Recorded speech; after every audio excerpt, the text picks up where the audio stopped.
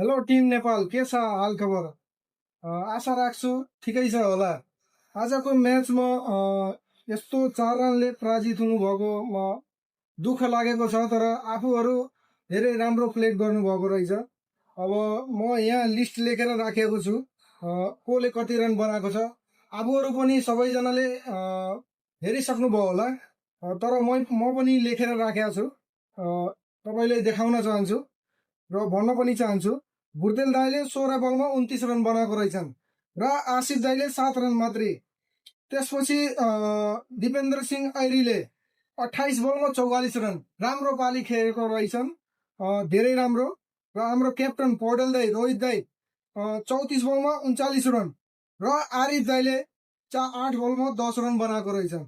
र लोकेश दाई कस्तो दामी पारी खेल्नु भयो। 19 बलमा 38 रन र गुलसन दाईले 1 बलमा 1 रन बनाएको रहेछन्। हाम्रो करण दाईले 1 बलमा 1 रन।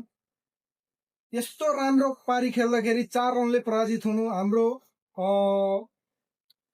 धेरै राम्रो कुरा हो, तर अझै प्रयास गर्छौँ होला। कङ्ग्रेचुलेसन टिम, 4 रनले हारे पनि हामीलाई खुसी छ। हाम्रो देशको गौरव बढिरहेको छ आफूहरूले गर्दा। होस्, जय नेपाल, नमस्कार, अस्सलाम वालेकुम।